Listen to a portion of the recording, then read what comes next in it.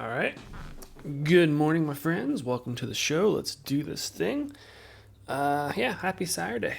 Hope everybody out there is having some lovely sunny sunshine weather wherever they're listening from.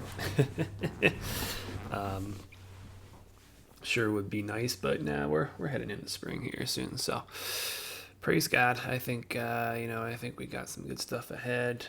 Naphtali, happy to have you on. Appreciate your time as always, brother. Hope you're doing well. Um, yeah, you want to go ahead and open us up in prayer this morning, man?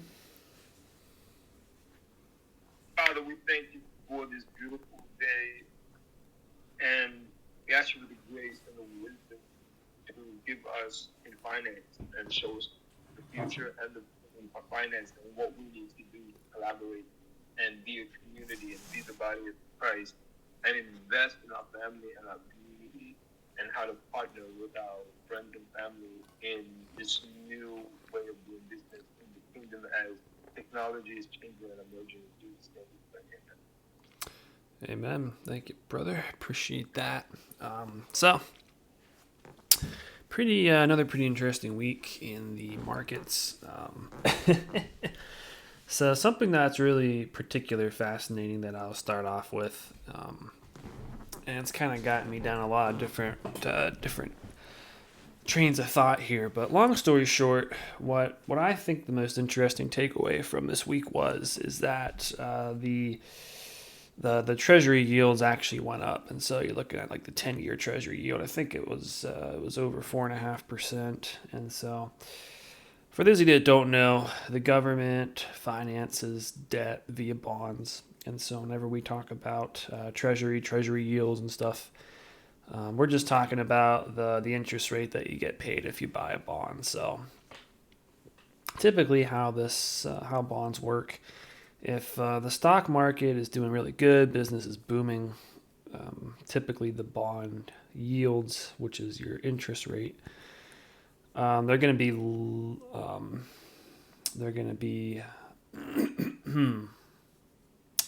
let me make sure I'm saying this right.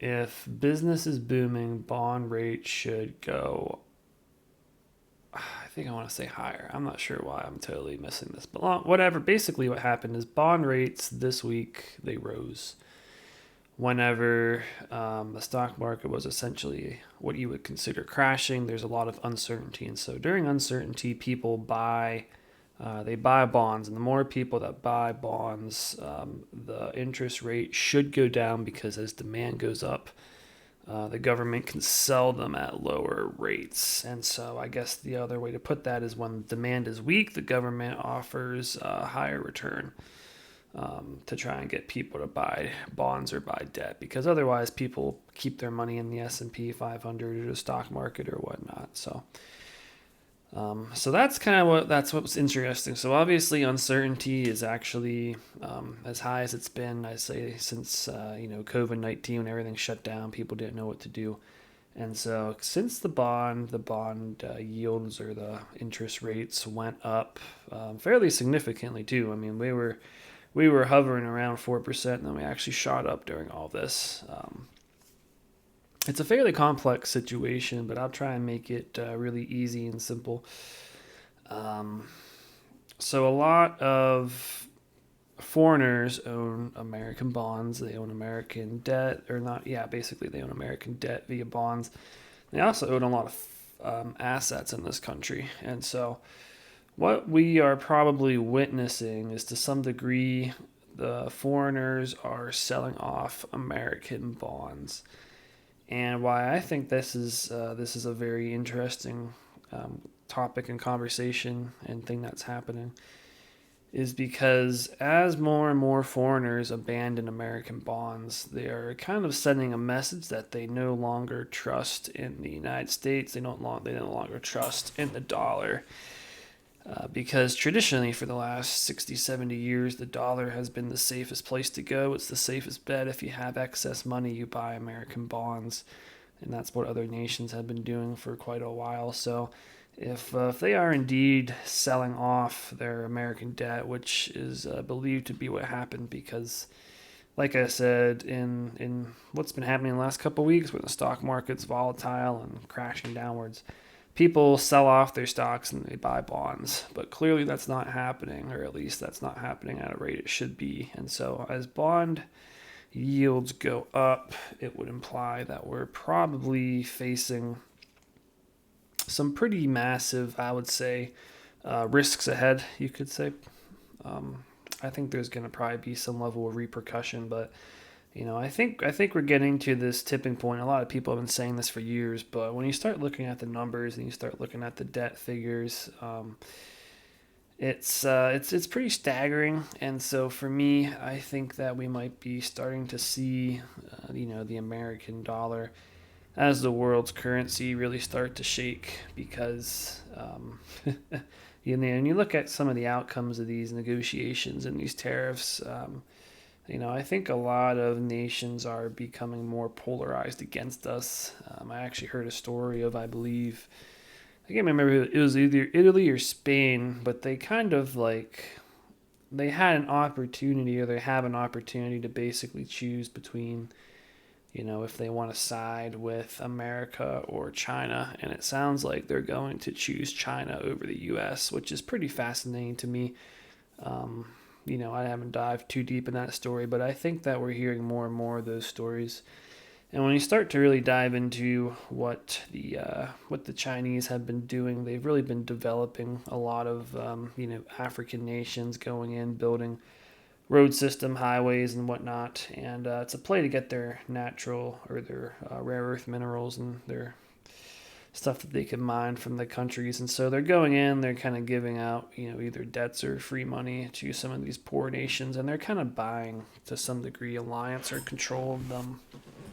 And they've been doing this a lot more. So I think the overall concept to grasp though is, whenever we think about debt, whenever people say the United States is in so much debt, what you need to understand is that that's not actually like money that the government's going to pay back at some time. That's kind of just a little confusing there. But basically, as our national debt continues to increase and what's called trade deficits increase for other countries, I think China's in the ballpark of 400 billion a year at this point.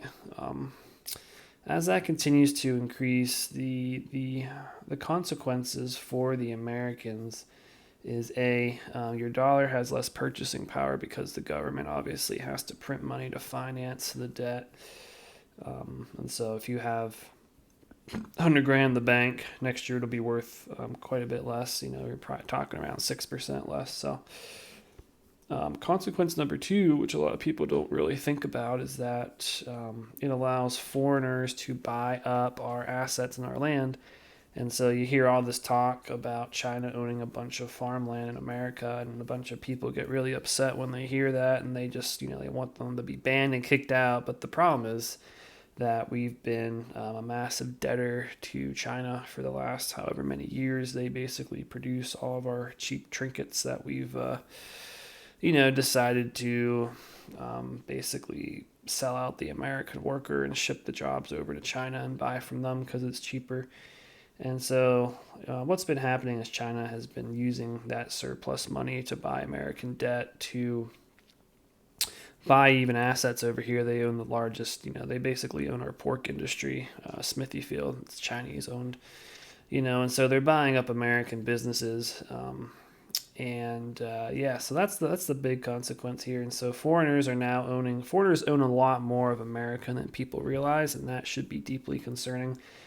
Because now they have leverage over us. And so whenever we start a trade war with China, China can just literally start selling off their American debt or bonds. And when they do that, they drive basically the value of those bonds down, which means that we have to now pay more interest to issue new bonds.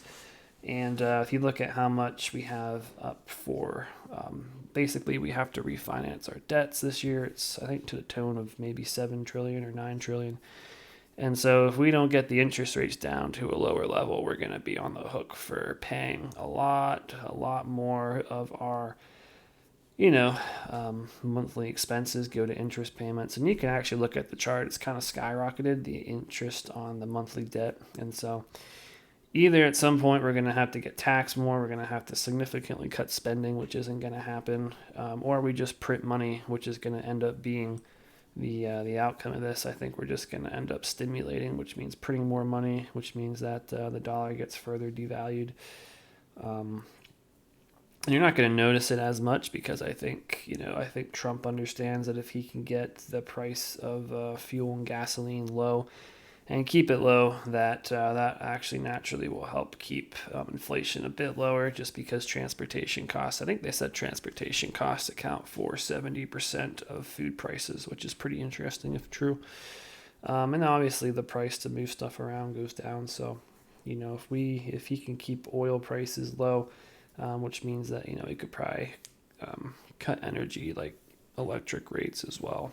So he's got some cards to play, but I think long term we're going to see the dollar continue to get decimated. So it's another reminder that you have to really be thinking in the mindset of investing, because if you don't invest, your money loses value every year.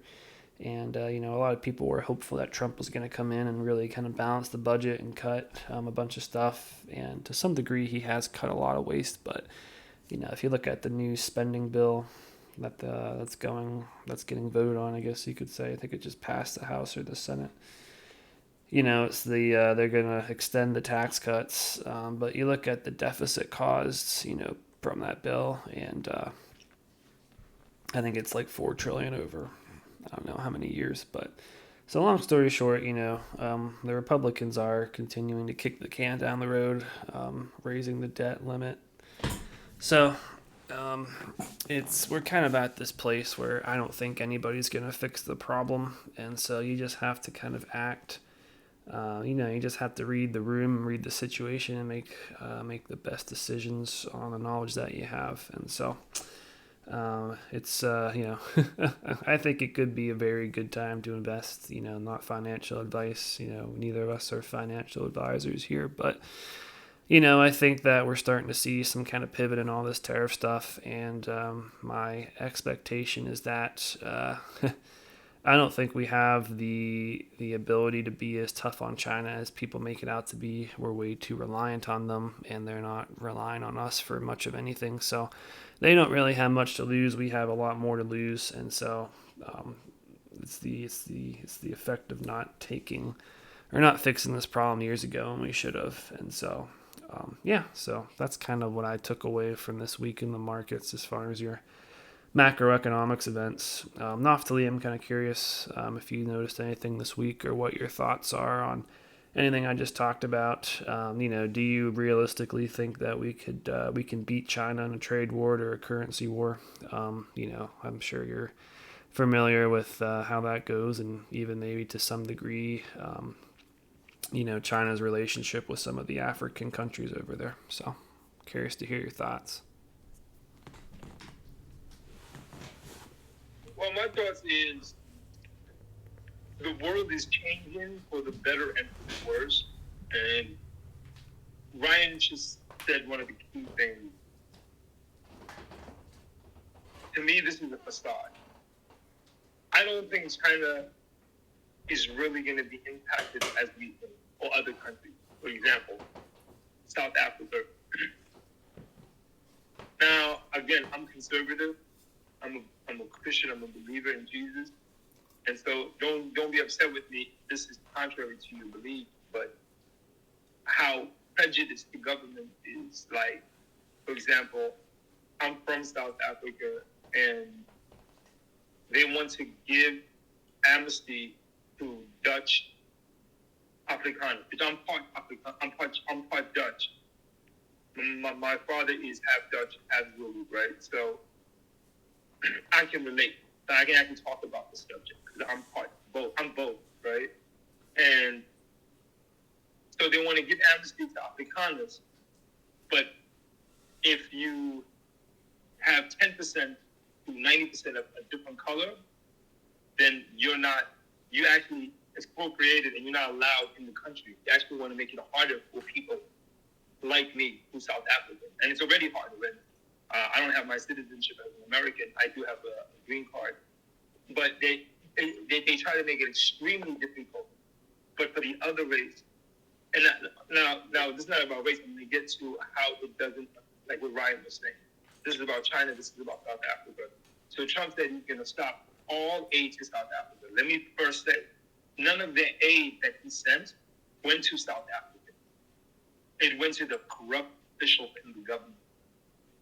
And so America gives billions of dollars away. I think for electricity, they gave I think $1 billion, then another billion, $2 billion, right?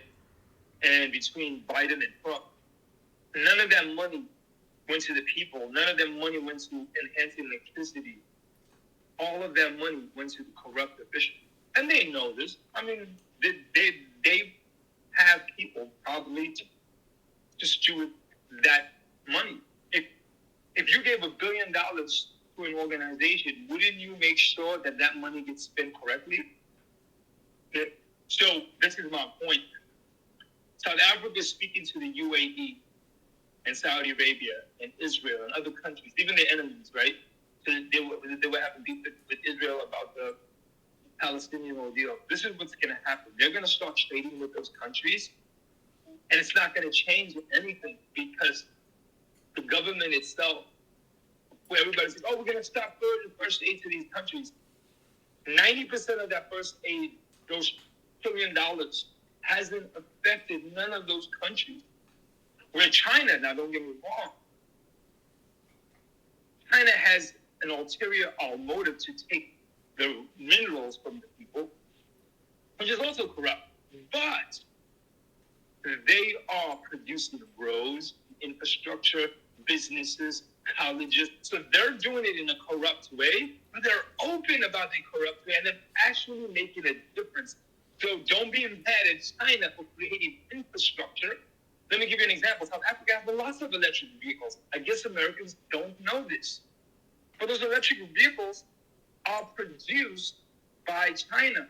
Now, Tesla didn't want to be in South Africa. It's still from South Africa, and the government is so corrupt that he didn't want to do anything with the government. But I believe all the governments are corrupt. I believe Democrats and Republicans are equally corrupt.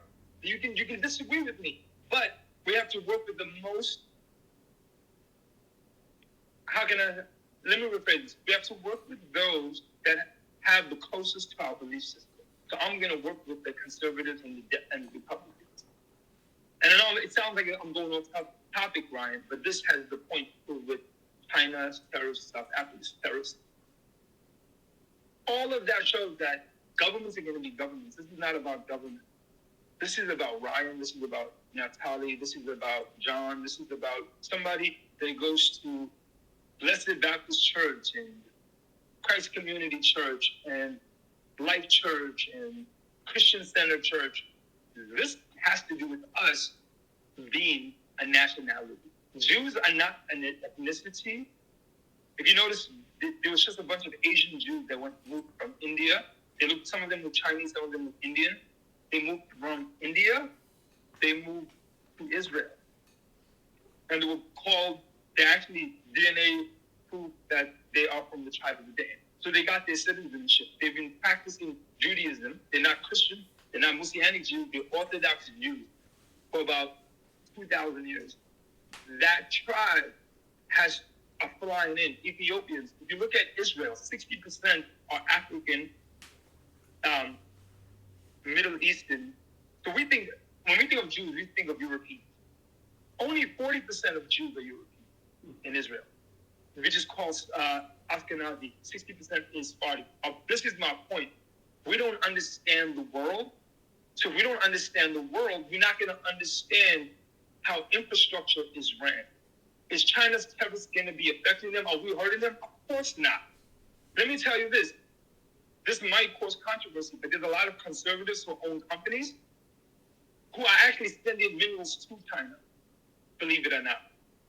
They're sending oil to China. And this is my point to that. They don't care. They absolutely don't care. This is a big game.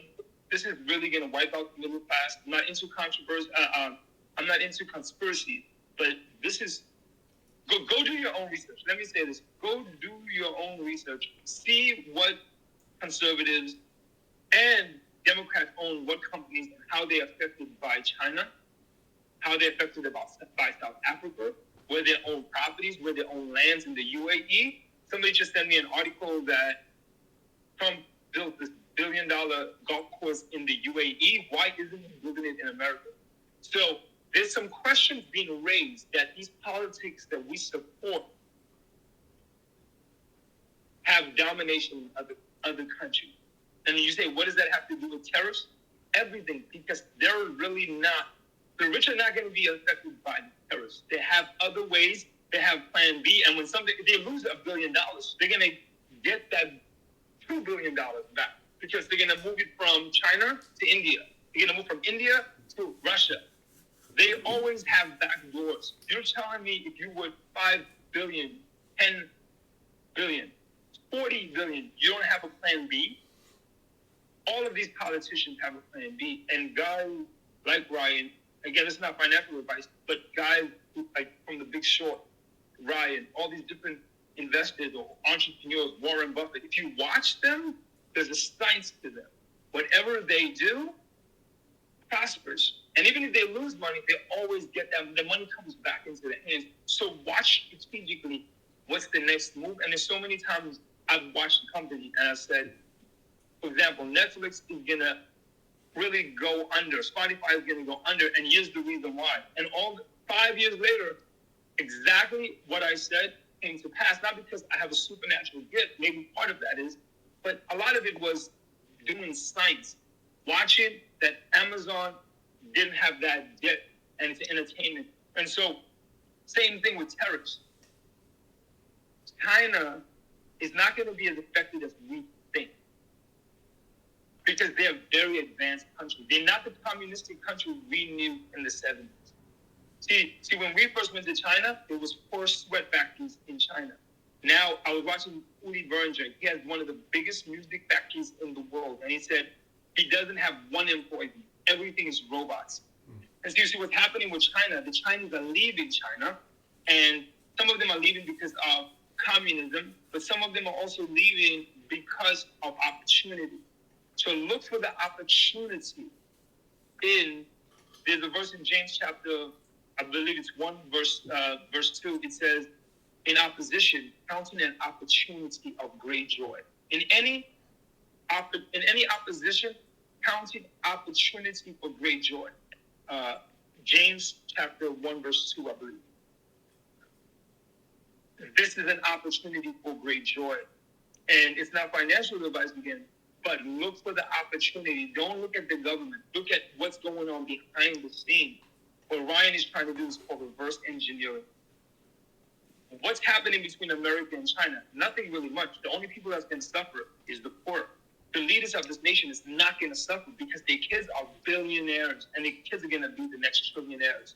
In 15 years from now, we're going to see 40, 50 trillionaires in the next. And so let's stop pre-assessing the wrong or prejudging the wrong, the wrong system. Let us look for the system and reverse engineer what is going on and why tariffs. Again, I said tariffs were good last week, but it's also a bad thing because it's going to hurt people. And so I think let's pay attention to this, Ryan. Let's pay attention to this and try to deconstruct this and reverse engineer what's going on. Yeah, man, great thoughts. Great, great perspective too. I really do appreciate that. Just I guess you call it random facts, about even the Jews. Because I do fall in that bucket too. I would, my traditional mindset would be like, oh yeah, Jewish, that's like a European person, but it makes sense that, it's actually 60%, I guess from Africa descent, which is pretty cool. And it really, I think, you made an interesting point that we as Americans are pretty naive to how the world runs and works and operates. And I think there's a lot of things that we're missing. And I think a lot of times we get stuck, or a lot of people get stuck in like maybe the mindset of, the 70s or 80s when America really was this, basically this powerhouse, right around when they became the world's reserve currency, they actually had what you call a trade surplus, which means that they exported more than they imported. And so that's, I mean, really when you dial down basic economics, everybody tries to complicate it, but at the end of the day, I think that's the biggest thing that we need to grasp is okay, do we export more value than we import? And if the answer to that's no, eventually you're going to end up poor. There's just no way around that simple scenario. And so we've tried to over engineer it to the point where we can just, somehow we're this nation that basically produces little to nothing. We import everything we consume. They literally call us a consumer nation, meaning that we just consume stuff. And so at some point, I think that the house of cards falls, and we have to start being productive again and producing stuff. And so that's why I can't be super optimistic about the future unless we see some significant change, which I'm hoping for. But it's always the perspective of if you're American, you have it better than everybody else in the world. But I'm really starting to get an eye opener to other nations, and you start talking to people from around the world, and a lot of them like they're not interested in becoming American anymore. They're actually happier than we are over here, even though they might have quote less money.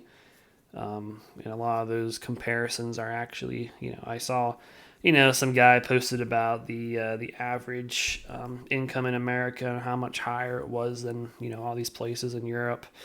And then somebody replied to it and they said, well, how about we look at the median income because that's a better representation because it kind of if there's a bunch of really super high earners it kind of sways the numbers. And so they posted the median and it was basically straight in line. Like, we Americans make a median income pretty much equal to what they make in Europe. But if you look at the rate of, happiness, which has been plummeting in America for the last how many years, there's nations overseas that have continually a high happiness rate, and some of them are considered, I think, socialist. Like I think Sweden or Denmark's like in the top one or two.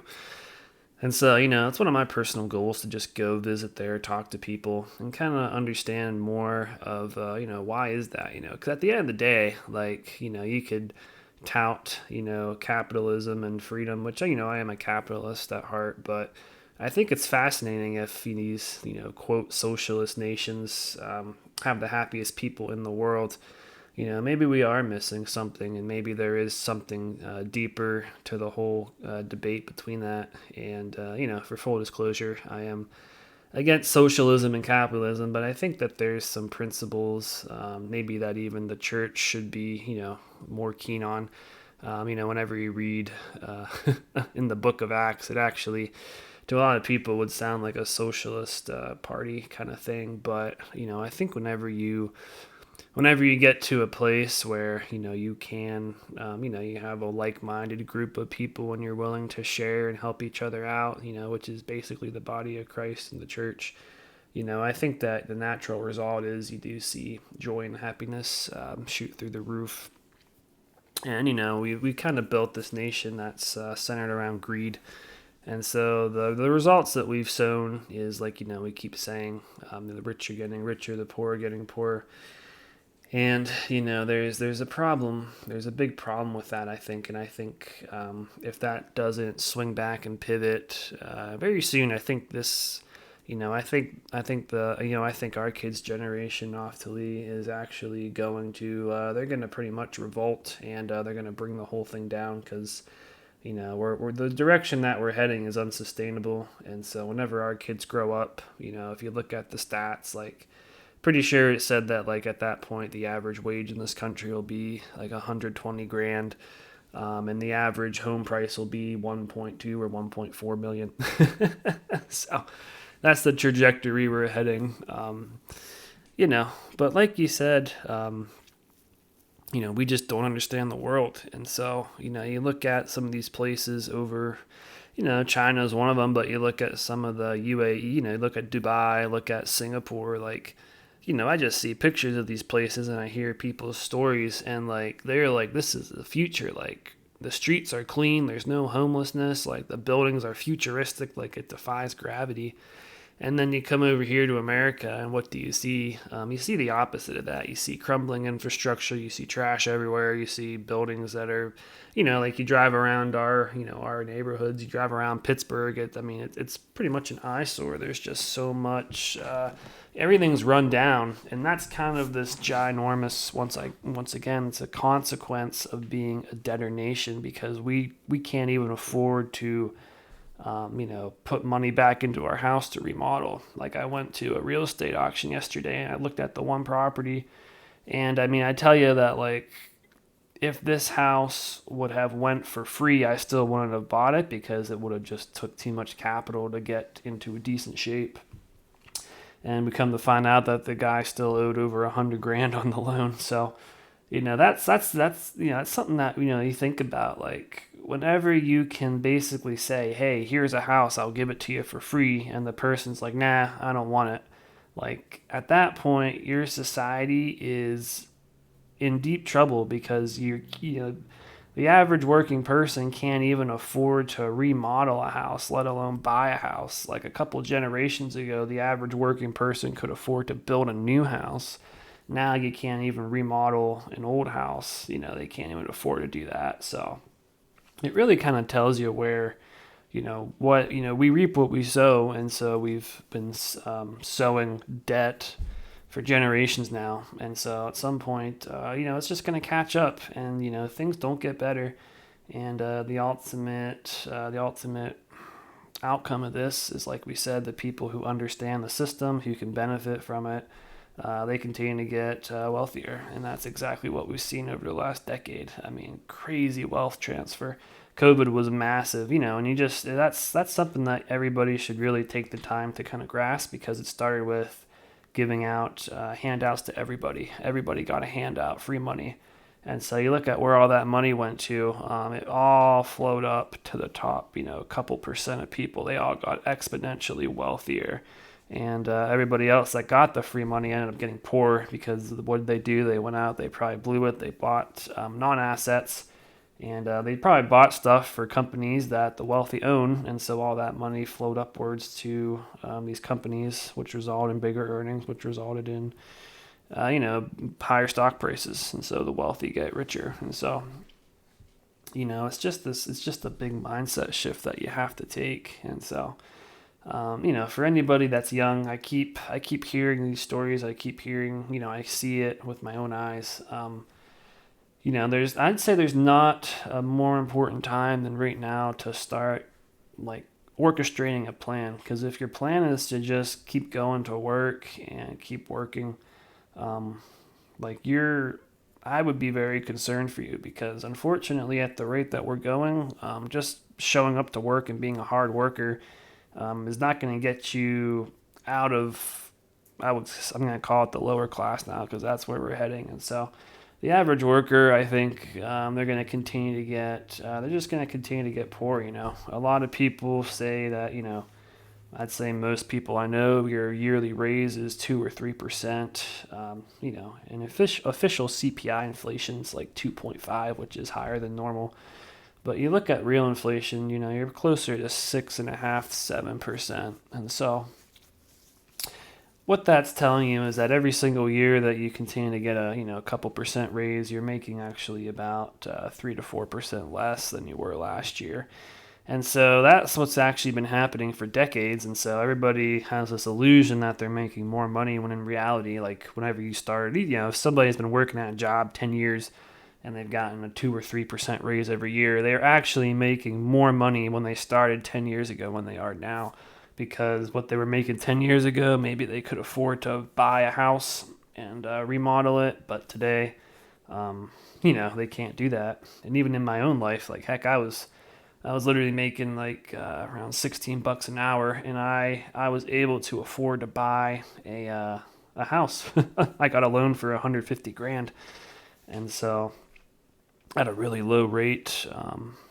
So what I'm trying to say is, whenever I started working like 5, 6 years ago, making quote less than I make now, I was actually making more money back then with less experience, less severe of a job, and I was able to actually afford a house, and I was able to afford to remodel it.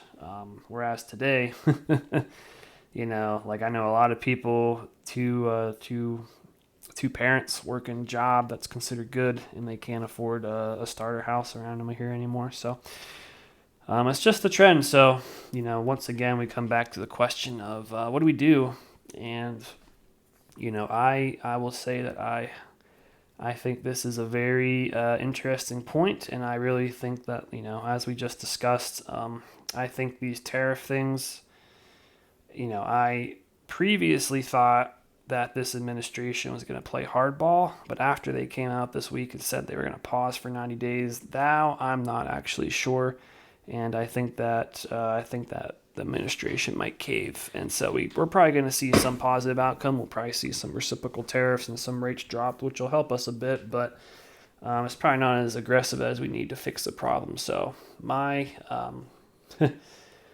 anticipation is we're going to see the money printers fire up, which means that what's called risk on assets, are probably going to start appreciating again, which means your stocks, your crypto, all that stuff is probably going to start to head on the way back up. And I'm not sure when. I'm not sure if we're at a bottom, but I will say that I think that right now is a good time to really dive in, do some research. If you want to get into crypto, not financial advice, but I think there's some fabulous prices right now on some tokens. Something like, Solana's trading around $100. It was up to like $300 a few months ago. Things like it's called SUI, SUI, hovering around $2. For full disclosure, I was buying at $4. I think it went up to $5. So, I'm down personally around 50% on some of these tokens that I recently bought. So you could basically get in at half the price I did, which means your returns are going to be exponentially higher than what I get. But it's a good time to dive in and really study some of these cryptos and say, okay, where's the value at? I think that the administration has made it clear that they are going to be pro crypto, and there is a big deal. They're a company that XRP, which Ripple's the company, but XRP's their token.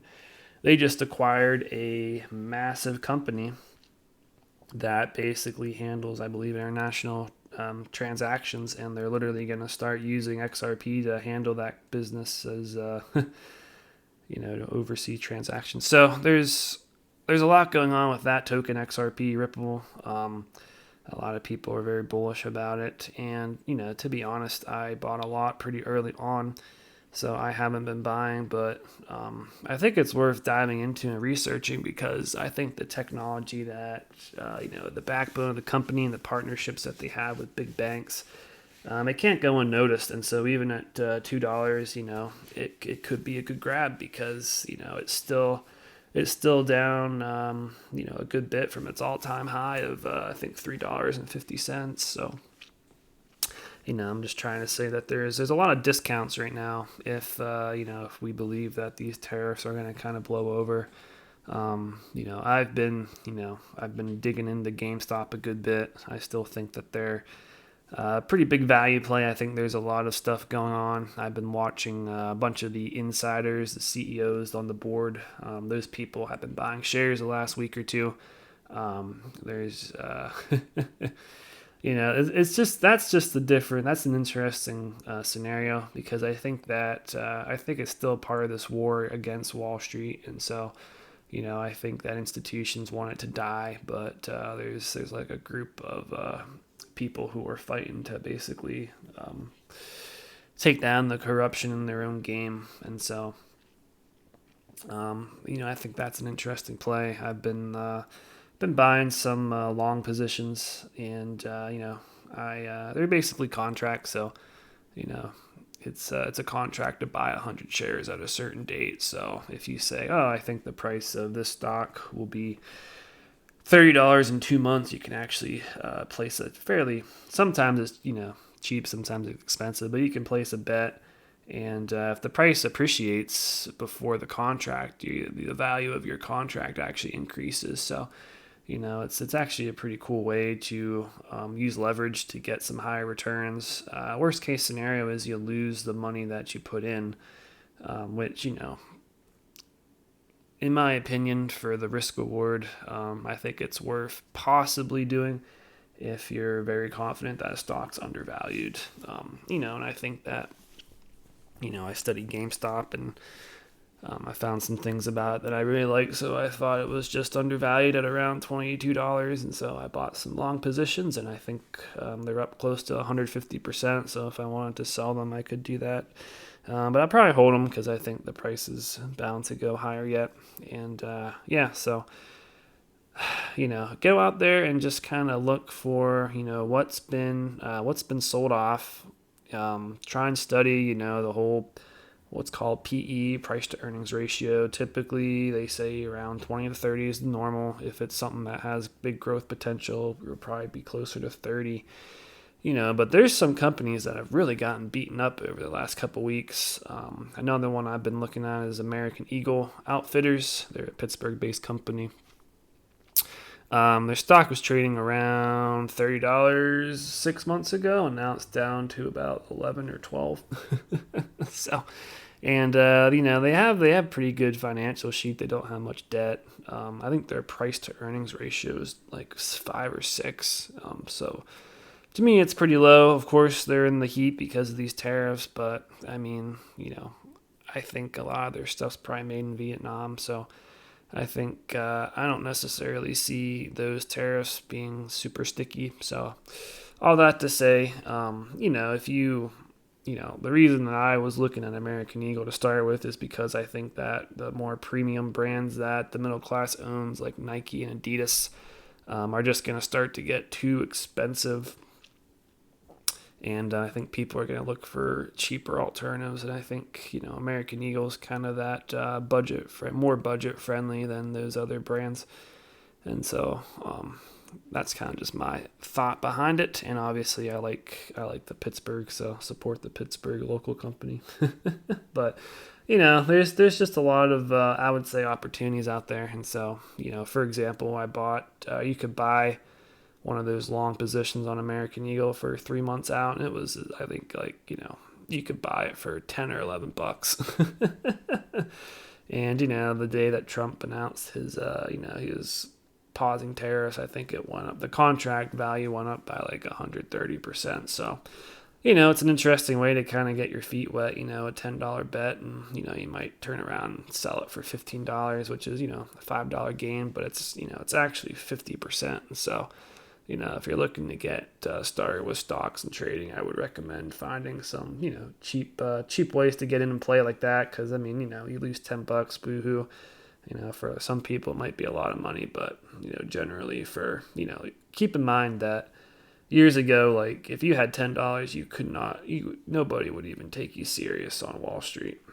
You couldn't get in the game, but now you're able to make bets with $5. So it's a pretty fun time to be alive, pretty exciting. There's so many opportunities. But yeah, I don't think there's anything else as far as news this week that I want to talk about. I didn't notice anything. Naphtali, any news updates that you saw from the week, or if not, any comments or any topics you want to bring up here? We've got about, I'd say, 15 minutes, so open for whatever's on your mind, man. Any updates? No, didn't have any updates this week. I'm trying to think. Well, I would just say, again, do your own research. I think talking about that, what Ryan is saying, what I'm saying is do your own research. Because these things are such a broad subject. They're not direct. No, the first subject, not the second subject. The second subject, which was crypto, pretty straightforward. And my advice to you is kind of just invest in crypto. Now you can just Bitcoin. So now they're open to it. The cryptos are starting to open up. And God willing, if a great leader comes into China that's a younger person, I think it's going to be, their mindset's not going to change, but the country itself is going to change. That's what's going to happen. Some of these leaders will get old in Africa. It's not about old. I respect some of my closest friends are elderly, 70, 60, 80, and they're way more smarter. They're great, loving people. So this is my advice to you guys. Do your research. Let me ask Ryan this question we got, but 12 minutes, right? Ryan, if the leaders of a country and the top businesses say their stuff is made in America and then open back doors and have secrets coming in, secret ships and stuff, they're making their stuff in China and putting labels. One of my favorite audio companies do that. And am I mad at them? No, I'm not. I used to be. Let's look 2 years back. 2 years back, I didn't want anything made in China. When I did my own clothing label, which we still own, but it's expensive to make when you're making it organically.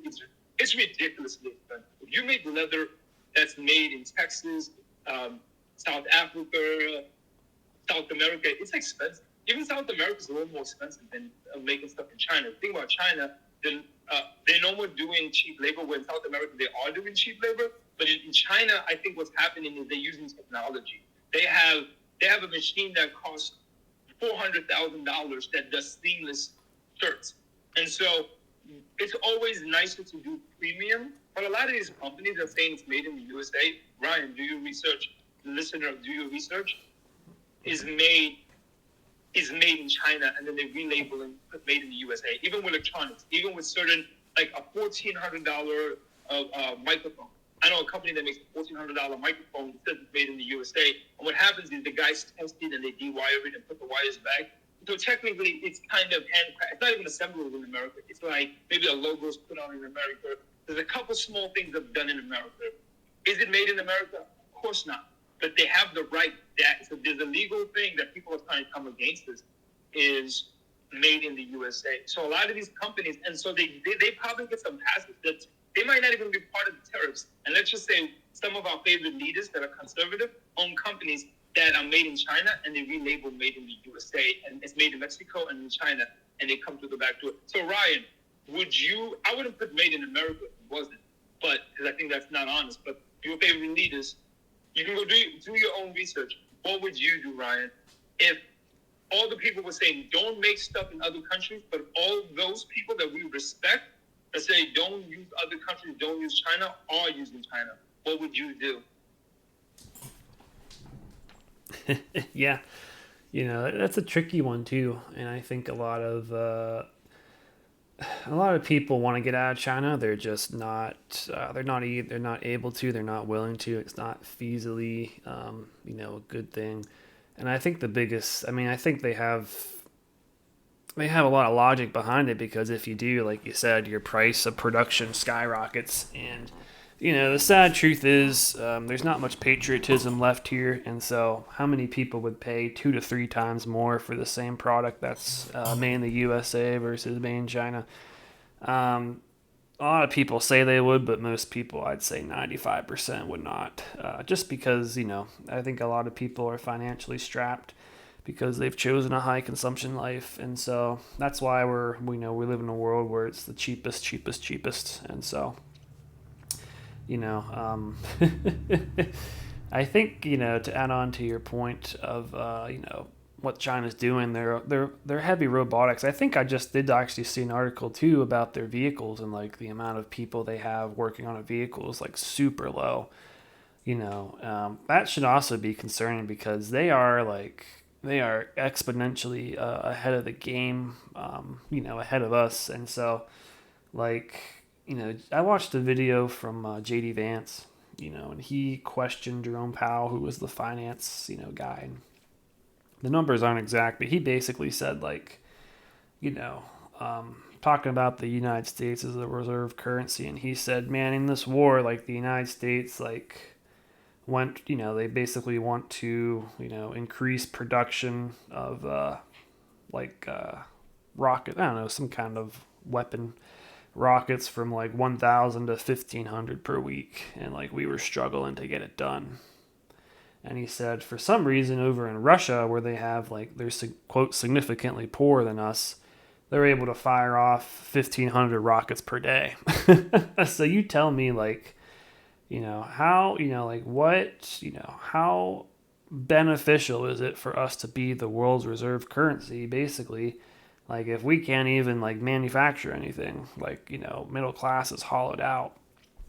And I think he makes a fantastic point that we Americans are super naive to, and that is like we are incredibly reliant on these other nations, and to suggest that we could survive without them at this point is just comical, and it's very concerning too. And so, whenever I look at you know I look at this country and I don't have much optimism or hope for it because I think our principles are completely gone.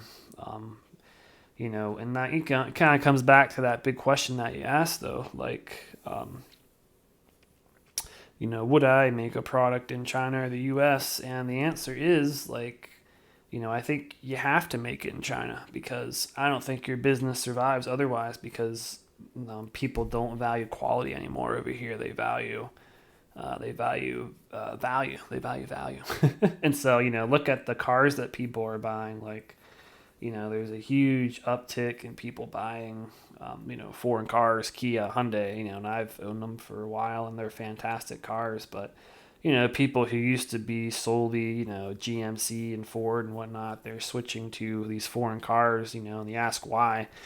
The answer is the cars are better. They have better warranties. They're better pricing, and I think people just have lost patriotism, and so and that's a big discussion too, because Ford and GM don't really make their cars here either, but they're quote American companies. But the one thing that I would say is optimistic is Tesla's. Tesla is the most American-made cars, and they literally make the products like their factories make the automotive parts here, domestically, and they're actually, I would argue they might be the best cars in the world. And so people that want quality, they buy Tesla, and we can make them here, and we actually make them for pretty darn cheap compared to the world. So you look at what Elon's done; he's invested heavily in, I would say, robotics and efficiency. And so he kind of proves that you can start to onshore more manufacturing via like more robotics, but the investment's going to be heavy. And so for a lot of these companies, are they going to be able to afford it? Probably not. But it's something that needs to happen because as China continues to replace their human workers with robots, like at that point, like you almost can't catch up to them. And I think that's pretty much where we're getting to. Like you already said, these other nations, they're heavily using Chinese cars because they're cheap and they're like I pointed out, they're just efficiently built and they're better. They're better than American cars. That's the truth. Like Chinese products, they used to be considered just cheap garbage, but now they're actually getting to the point where they're better. You go buy a Chinese electric vehicle and compare it to a Ford electric vehicle. Like the CEO literally said, like, this car is great. I don't want to give it up. Like, the CEO of Ford, he imported a Chinese car and he was like, I don't want to get rid of this. It's so good. So that's kind of where we're at now. So we're not even seeing like, buy American because it's quality. We're actually seeing, holy smokes, China's actually starting to beat us in quality. And that's something that is horrifying because, if people won't buy American if it's a higher quality because of the price, they're never going to buy American if it's lower quality and a higher price. But you look at American automotive industry, that's where we're at. I mean, you buy a Ford or a GM or any other, the American minus Tesla. The vehicles really suck. I hate to be that way, but you go drive a Kia or a Hyundai, and then you drive a Ford, and it's fascinating how much more advanced they are than the American cars, and so that's the whole trend that we're gonna see. One other comment I want to make, which I kind of noticed this week. So El Salvador, the United States upgraded their travel rating to El Salvador. They gave them the highest rating possible.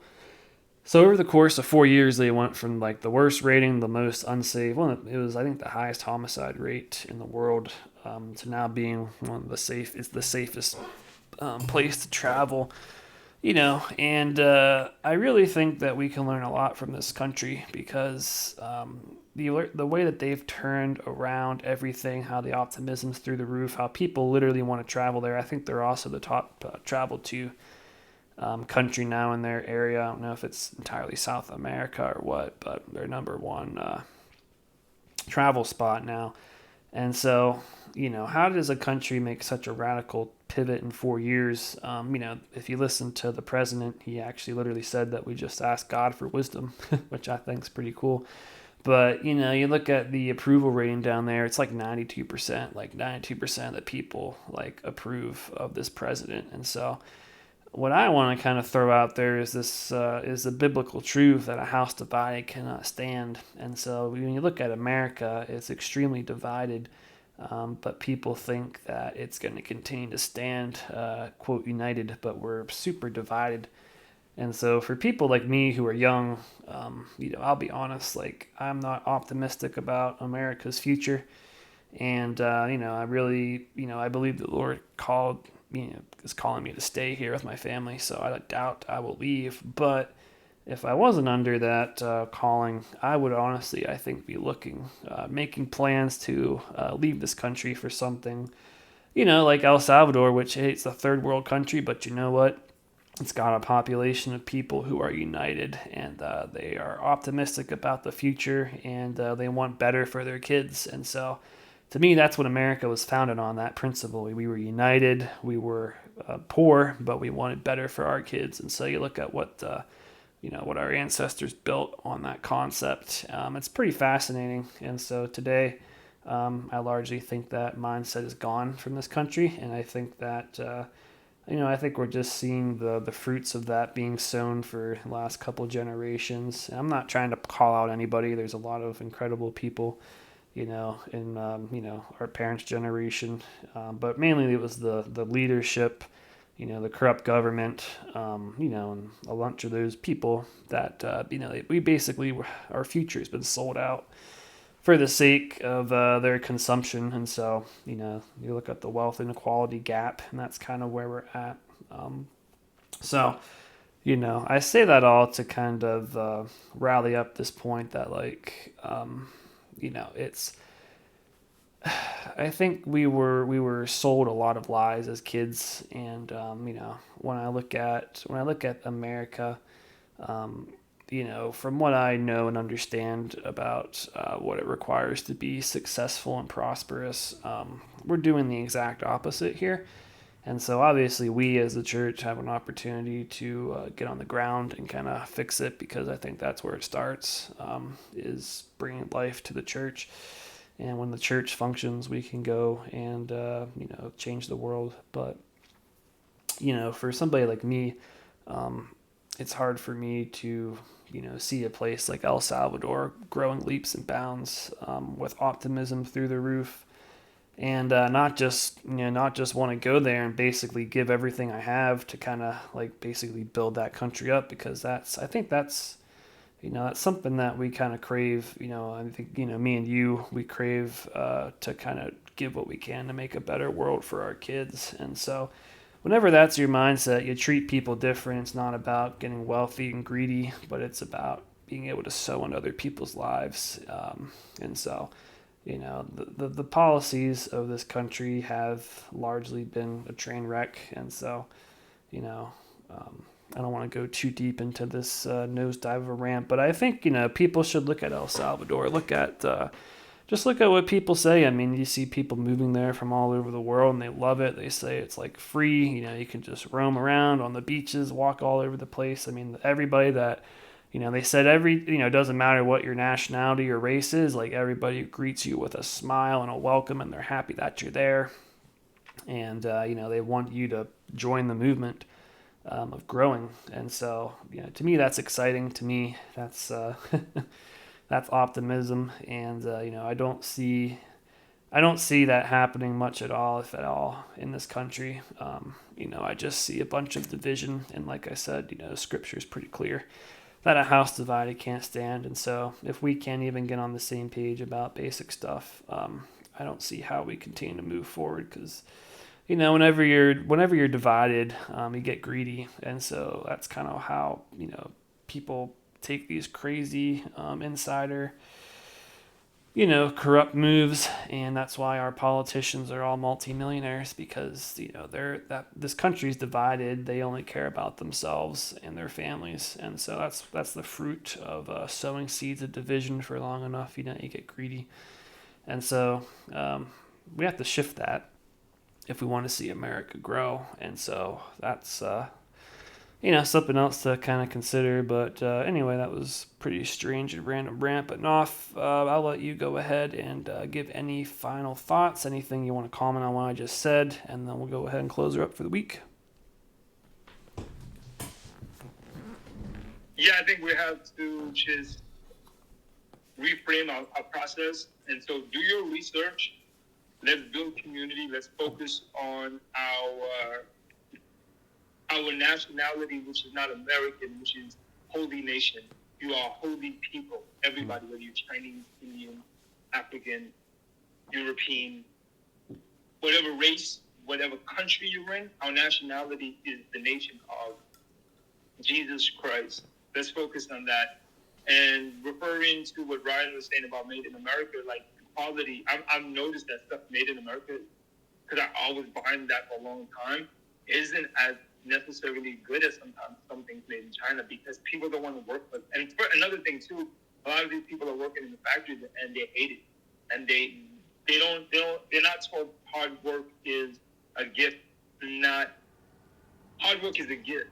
It's not necessarily being entitled. So another thing too, nobody wants to work for $15 or $20, $25 even at a factory making clothes, making any kind of products. A lot of these places are paying higher salaries. And even if we had everything made in America tomorrow, it's finding the workers. And even locally, there's a farm in Berlin that the workers legally come from Mexico. And they fly from Mexico for 6 months, and they live in the U.S. for 6 months, and then fly back to Mexico. Because nobody really wants to pick apples for $15, $20 an hour. Nobody wants to do that. And so, or beets. And so they hire all these Mexicans legally because it's not that they hate Americans, it's that the Americans don't want to do it. If they found Americans who want to do it for that price, they would do that. And so you'd rather have people, people I know that change their jobs, especially, you get two types of centennials, I think. You're going to have two. I think the middle class of centennials, I don't think there's a middle class. I don't even think there's too much of an upper middle class with centennials. What's going to happen with centennials, I think there's two things. They're extremely wealthy. So that's anybody born after 97. 97, some people say 2012. I would say 2020. So 2020. I would say 97 to 2020. Anybody, or 25, new generation is 25 years. So 2022, 25 years. It depends what you say. But I believe anybody who's born between 97 and 2020, you're going to have two types of people. You're going to have poor people, and you're going to have extremely rich. What's happening is these guys work 20 hours a day. They're not going to work 10 hours. They're going to work 20 hours. They're going to have kids and have big families, 5, 6, 7 kids, these young adults. I'm a millennial. So under my generation is very hardworking, but they're a little entitled. Where Gen Z is either extremely entitled or very unentitled. And the unentitled are like insane. They're going to invest in crypto, run the crypto world, and they're going to honor the old people and learn how to buy real estate, because those are the only two things. You need money, which is crypto, and you need ground, which is real estate. And countries are going to own that. China, Russia, and the U.S. U.S. owns a lot of property, the rich in the U.S. So that's the last thing I'm saying. Do your research and figure out how the next generation before Alpha, Generation Alpha is the young kids, which is, I would say, maybe 2022 and after. The 3-year-old Ryan's kids, my kids. Now, but the Gen Z, you're only going to get rich and poor. So if you're Gen Z, I would say start working 10 to 20 hours, because you're gonna have to work harder. You're gonna have to work harder than the millennials and the baby boomers, because you have the best opportunity in the world, which is technology, but you have the worst opportunity because there are no jobs between that $15 and $50 that's really enticing. So I would say start changing your mindset, and those people are the political leaders of the future. And like I said, there's only going to be two in that category: the extreme poor and the extreme rich. And Ryan's going to be one of those. And I mean, there's a couple of those young people that's going to be extremely wealthy. So learn that, get your education, and start going to college, because college won't teach you this. Go online, go read some books on finance, Rich Dad Poor Dad, Robert Kiyosaki, anything Robert Kiyosaki. Learn from that and implement that mentality. And I think it's not going to just pour wealth, it's going to pour extreme wealth. And don't go for $1 million. I think go for $100 million loan. Don't go for $50 million loan. Go for a $200 million loan. We have to get invested in tech. So that's my last thing to really your generation, Ryan. That was just kind of a note from the conversation about crypto, investing in crypto, and work ethic in America and stuff made overseas. Make stuff overseas. I'm not opposed to that. I know some of you might be upset at me, but go make stuff overseas or sell overseas. Go sell in South Africa. Go sell. Build a company in China. China has 1.5 billion people. You can live in America, own a factory in China, sell to the Chinese, and America only has 350 million people. Last thing quickly. America only has 350 million people. That's a very small population. The 1040 window has 5.3 billion people. And out of those 5.3 billion people, only 200 million are Christian. And that's more Christians than America. America has 350 million people. Not everybody's Christian. So let's refrain that. Let's stop being self-centered. We have a very small population just through the 1040 window. I'm not even talking about the rest of the world. There's over 8 billion people. And so we're not even a tenth of the population. America's not even a tenth of the population. There's a whole world we can be making trillions of dollars. So when you think America, you're actually thinking very small. Start thinking global. How can you sell to Russia? How can you sell to China? How can you sell to the continent of Australia, the continent of Africa? There's other continents. America's not even a continent, it's a country. North America is the continent. There's 3 countries: Canada, Mexico, and the U.S. So a lot of people don't even know that there's 3 countries in North America, and people are only thinking the USA. So Ryan can live in Somerset County, and he can sell and own a factory in China or Africa. There's nothing wrong with owning a factory in Africa. He can sell from Africa. Ryan can sell to China. He doesn't even have to do business in America to make money. There's nothing wrong with that, because there are over 8 billion people, and there's only 350 million Americans, which is great. Because I live in America. Ryan lives in America. So please take that to work, and let's work on that itself and how we can progress on the over 8 billion, which by 2030 is probably going to be 9 billion, 10 billion people. So let's take that, use that, and try to reach the lost and make some money while doing that. And if we can work together, I think we can make a big impact. Amen, man. Good stuff. Good way to end it. I will just put a quick comment in there just to clarify. And correct me if I'm not correct here, but you mentioned that working 15, 20 hours a week, and I do agree with that. But I just want to put a caveat there and make sure that you're working at something that is progressing you into your future dream, whatever it is, career, job, or business that you're going to build. And so I don't necessarily think that you're referring to working 2 or 3 jobs where you're not if you're delivering pizza and working at a factory or something. I think work can be redefined to, like you said, reading books, studying, getting smarter. I would actually consider that all work to some degree too.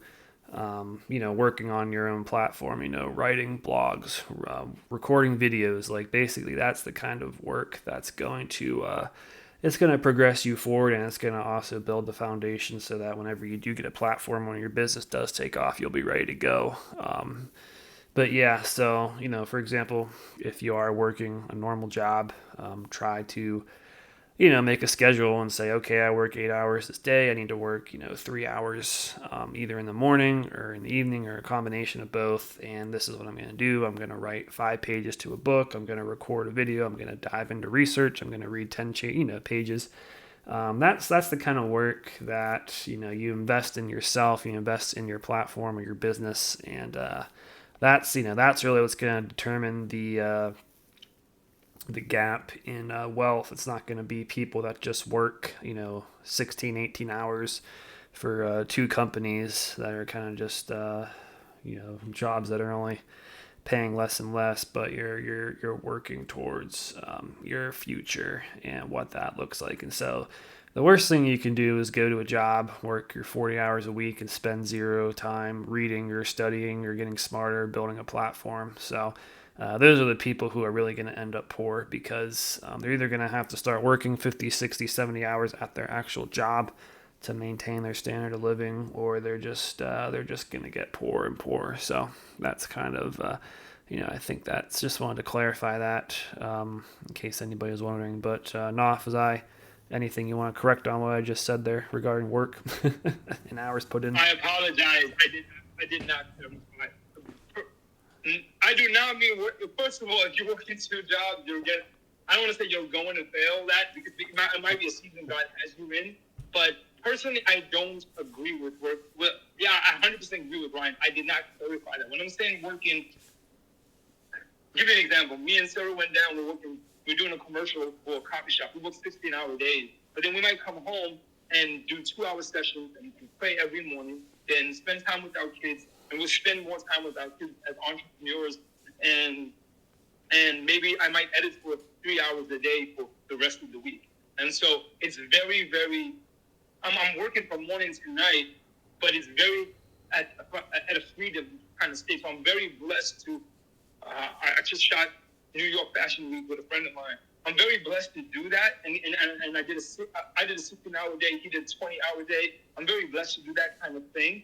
But then I came home and I rested, and so this looks like Ryan retiring but working 12-hour days, and then having 4 weeks totally. He's like, man, I just made enough money to take off for the next month and just spend time with my wife and my kid, and maybe I'll go read.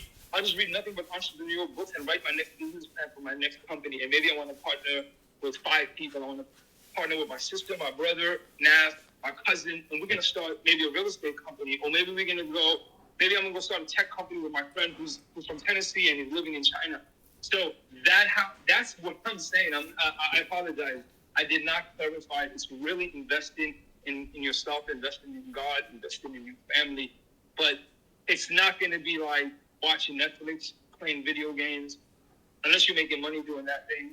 Unless you're making money doing video games. Netflix doesn't cost anything or any kind of. I'm not saying you shouldn't have entertainment or watch a movie once every 2 weeks, but what I'm referring to is work hard. It's going to cost you your time, and it's going to be uncomfortable, but it's also going to create comfortability. That's what I'm referring to. So when I'm saying working 12 hours, it's not working for somebody else. It's actually working for yourself. And you might start off working for a company, doing a job, but then going home and working on your own business 4 hours a day. So that 8 hours plus 4 hours equals 12-hour days. Anyway, if you're going to start a business and you work in a regular job, you're going to have to put in 4 or 5 hours anyway. And then eventually that's going to come. And if you can do a 4 or 5 hour day, that's going to teach you discipline to the point of you might go start another business. Now you have 10 hours a day. Now you have 2 businesses, and it's going to cause multiple streams of income. Even if you own an Airbnb and real estate, it still takes taxes. It still takes booking. It still takes QuickBooks. It still takes some kind of skill with Google Documents. Even if you own a residential company, you have to take notes. It takes time. But then you do have 3 weeks for free, and you don't have to put in your 2 weeks vacation, and you only have those 2 weeks vacation, and you have to use that. It creates financial freedom where you're not tethered as a slave. If you own any kind of business, even coffee shops, whatever, pizzeria. I have a friend, they can close the pizzeria for a week, and they can make a couple $100K a year just doing pizzas. And they're open from 3 o'clock, so the whole day they're free. And they're open up at 3 o'clock, and they go from 3 o'clock to 9 o'clock. And you can own a pizzeria and earn residual income. My one friend owns a pizza restaurant. He doesn't even go into my mentor, one of my mentors. He doesn't even go into his pizzeria. He might only go once or twice a year. And so you can own a business, do the hard work, step away from it, and that's what it creates residual income and an opportunity to make passive income with multiple streams of income. But it starts with that mentality if you have the mentality for working hard, it's not going to come from a job. It could, but 99% of the time it's not. So sorry, Ryan, for the tangent, but yeah, I had to clarify that. I apologize if it was not clear. No worry, brother. Yep, all good, man. I'm 100% on board with that, and I agree. And figure out what it is that you're passionate about. Yeah, I mean, there's, I don't know what it's going to be. It's going to be different than what I'm passionate about. But I'm telling you, like, I see so many people who just feel hopeless and depressed. And, I think that we just need to shift the education from young people from go get a career or good degree and find a good corporation to work for to, hey, work for somebody for a couple years, build up some cash, and then start your own business and try and get financially free so you can do whatever you want. That's kind of the dream that should be kind of pushed around because why a lot of people have wealth. They don't have the proper understanding of being wealthy. To me, why do I want to be wealthy? So that I can literally be free. If I want to take a day off, I can do that. If I want to travel the world, I can do that. If I want to work for 18 hours, I can do that. If I want to, go on a mission trip, I can do that with no strings attached, nothing tied down. And so most people who live paycheck to paycheck, they're not going to have that freedom until they change something. And so, so that's kind of why we preach what we preach. But that's a good way to wrap up the show. Naphtali, appreciate you, man. Thanks for coming on. I think that was another great discussion. If anybody has questions, shoot us a tweet. We will reply, and you guys can we'll look for y'all next week. And Naphtali, have a blessed week, brother, and hopefully we get some sunshine one of these days this week, and it's all good. Thanks, brother. Same to you, man. Take care. Much love. Peace.